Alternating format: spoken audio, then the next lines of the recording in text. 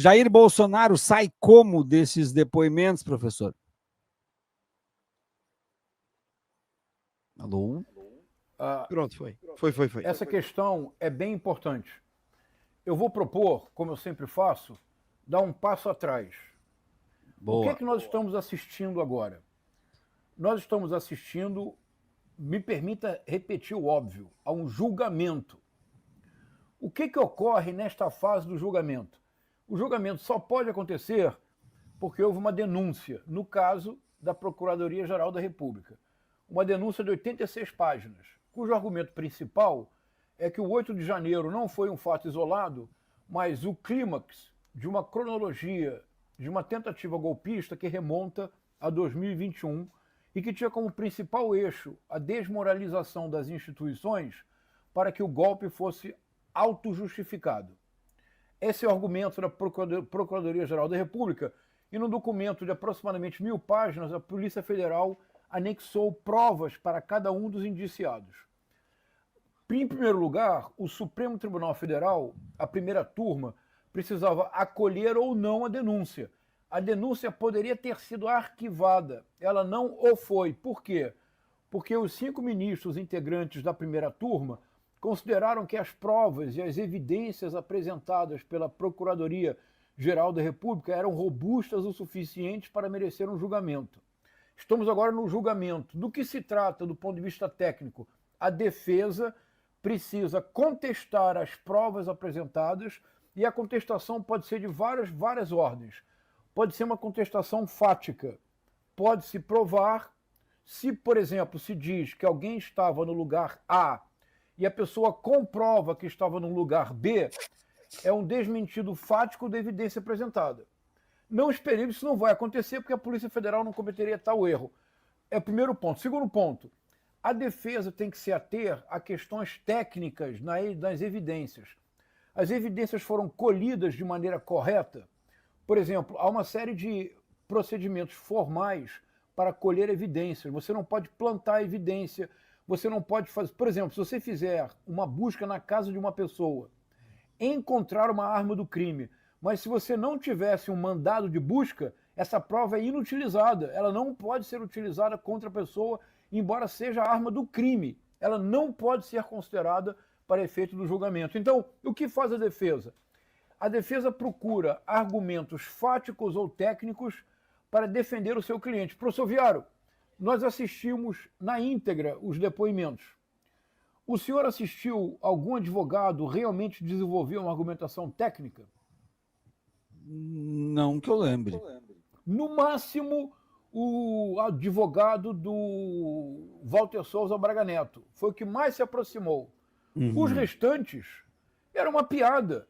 Porque, primeira pergunta, o senhor é inocente? Todos se disseram inocentes. Aliás, os inocentes do Leblon não são da música do Antônio Cícero e da Marina. Os inocentes do Leblon estavam no Palácio do Planalto. Ali só tem inocente. Ninguém viu, ninguém leu, ninguém fez, ninguém esteve na reunião. Se chegou na reunião, a reunião tinha acabado. Ao chegar, não disse nada. Bom, mas não se trata de disputar versão ou narrativa. O Marco Feliciano é um delírio completo. Do que se trata é de saber se a situação objetiva dos interrogados melhorou. A resposta é não. Primeiro ponto. Segundo ponto, professor Viaro, que eu acho bem importante, eu queria destacar isso na nossa conversa, porque eu não tenho visto isso ser destacado. Eu acho que é bem importante. O senhor percebeu que o ministro Alexandre de Moraes, presidindo o interrogatório, que o Procurador-Geral da República, Paulo Gonet, e o ministro Luiz Fux, quando eventualmente falou, o senhor percebeu que eles foram cordiais, educados, Sim. não pressionaram, avisaram, disseram para todos, o senhor pode inclusive mentir, porque ninguém é obrigado a produzir prova contra si mesmo, com exceção do tenente-coronel Mauro Cid, porque assinou uma delação premiada, ele não pode mentir, é o único.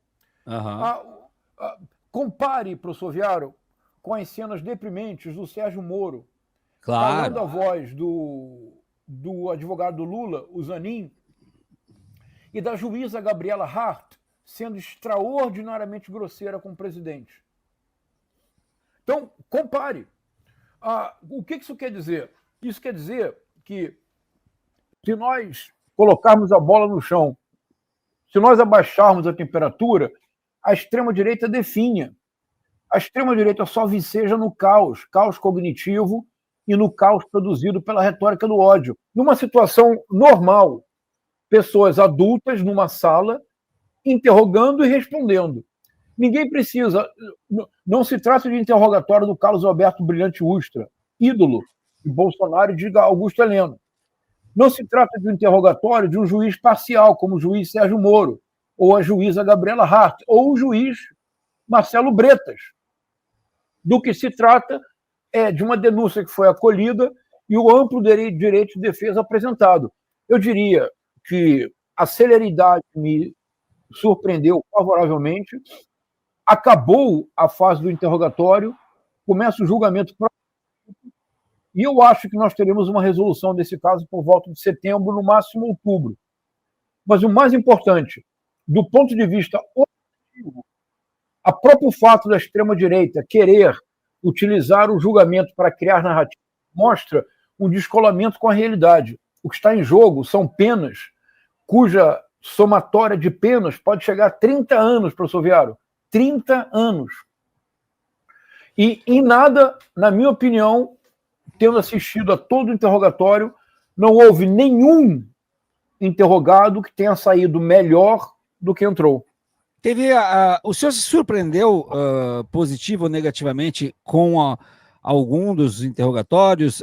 Ficou tudo dentro da sua expectativa? Eu lhe pergunto porque eu vou lhe adiantar o meu caso. Eu só uma coisa que eu esperava, e talvez eu tenha sido ingênuo, mas que eu esperava e não aconteceu. Eu esperava que o Bolsonaro fosse, de alguma forma, contestar ou tentar desconstruir a delação do Mauro Cid, e isso não houve. Eu esperava isso. Isso não houve. Como é que ficou dentro da sua expectativa?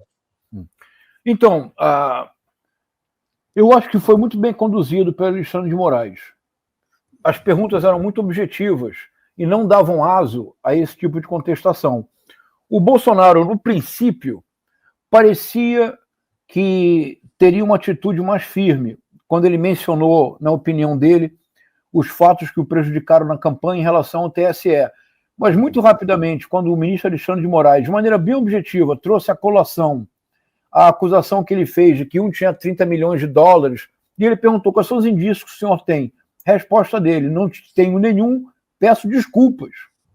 Então, com um interrogatório bem conduzido, com perguntas objetivas, a possibilidade dessa tergiversação tipicamente bolsonarista foi muito reduzida, professor Viaro. Algo que eu quero chamar atenção realmente no interrogatório é isto.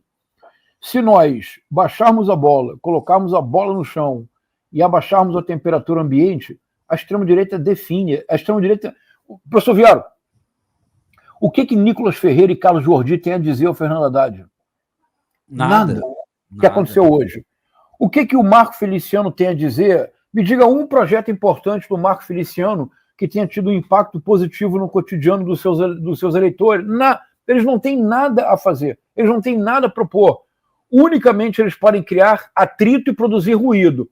Se você não responde, não cai na armadilha, e numa situação objetiva você mantém a serenidade, professor Viaro, o senhor concorda que eles desapareceram no interrogatório? Claro. É isso. Claro. Agora, a minha outra questão ainda sobre os interrogatórios é como que o senhor percebe a repercussão em relação ao povo bolsonarista? As bolhas, se o senhor conseguiu analisar se houve um racha de fato, como estamos dizendo, se muita gente se frustrou, se não se frustrou. Eu queria lhe ouvir sobre isso. Houve sim, eu vou lhe mostrar aqui objetivamente, como a gente sempre faz. Olha aqui. Você não vai acreditar no que eu vou lhe mostrar agora. Eu só não vou printar e lhe enviar porque há telefone pessoal e eu não faço isso com ninguém. Aqui o grupo. Um grupo bolsonarista. Não sei se vai ser possível, não sei se vocês vão conseguir ver o número de pessoas que foram removidas e saíram do grupo, olha. Não dá para ver aqui, tá? Tá. Vou fazer uma coisa, professor Viaro. Eu vou fotografar, vou lhe enviar. Tá, ok. Peço que o senhor não mostre na tela.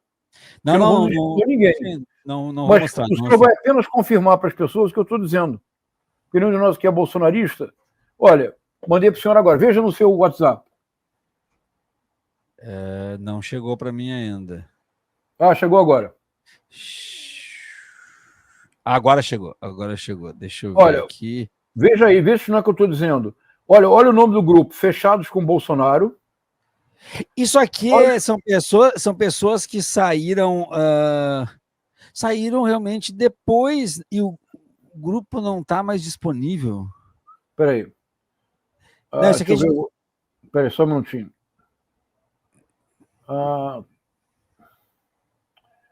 É que tem tanto grupo bolsonarista aqui, professor Viário Barba. Não, mas tudo bem.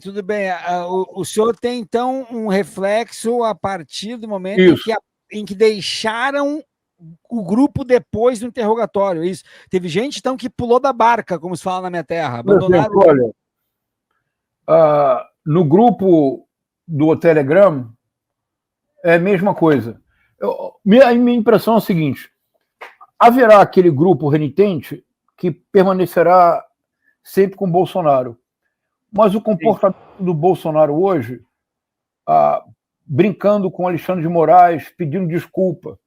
O general Paulo Sérgio Nogueira, que faz questão de falar firme, não é? Sou militar! Sim. Pedindo desculpas. O almirante Armir Garnier, não passo a faixa para não bater continência para o presidente Lula. Não foi isso que ele falou com voz firme? Saíram lágrimas, ele ameaçou chorar, teve que se controlar. Ou seja, é uma coisa constrangedora, porque do ponto de vista da imagem que eles projetam, sobretudo o Bolsonaro, é evidente que todos estão procurando uma saída para reduzir as suas penas, porque a pena é inevitável, professor Viário. A pena virá. E como é que o senhor analisou a questão do Bolsonaro justificando o não ter passado a faixa para o Lula? Absolutamente patético. Medo de levar vaia. Parece Michel Temer, não é? Exatamente. Porque digamos uma coisa importante da presidente Dilma. Desde a juventude, jovem, com 18, 19, 20 anos, há uma fotografia. Não sei se as pessoas conhecem. Se o senhor encontrar, professor Vério, mostre. É a foto da presidente Dilma no Superior Tribunal Militar. Ela altiva, alquebrada pelas torturas, mas altiva. E os juízes escondem o rosto. O senhor já viu essa foto, não é? Claro, clássico. Se o senhor encontrar, mostre aí para as pessoas. E a diferença para hoje. Hoje, altivo, mas sereno e cordial, era o ministro Alexandre de Moraes. O Bolsonaro e tutti quanti, todos acovardados, buscando, na medida do possível, criar uma situação favorável, e em lugar de apresentar uma defesa técnica, puras narrativas, o que é uma demonstração concreta do que é a extrema-direita. Nós não podemos perder para essas pessoas, não, professor Viário. Vou colocar aqui a foto agora, já, porque essa foto é clássica, né? Ela já está até em alguns manuais didáticos, inclusive. Isso. Tá aqui a foto, os militares cobrindo o rosto, né? E tá ela ali no tribunal. Todos esses militares sabiam que ela tinha sido barbaramente torturada. Todos sabiam. Ela está olhando em frente, e é uma fotografia muito bonita, porque parece que ela olha para o futuro, não é, professor Viário? Exatamente, tem uma simbologia muito grande. E os juízes, envergonhados do seu papel, escondem o rosto. Há uma fotografia agora, que não sei se o senhor encontrará, uma fotografia que está o juiz Alexandre de Moraes olhando altivamente para todos os interrogados de maneira serena. E os interrogados com uma expressão incontida.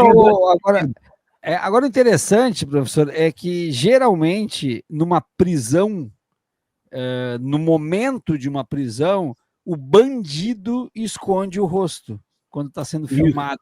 O bandido esconde o rosto. Né? Então, nós temos esse símbolo também, o militar escondendo o rosto, tal qual um bandido. Como se impressionante, não é? Como se bandido fosse, exatamente, escondendo o rosto, para não registrar o rosto para a história, inclusive.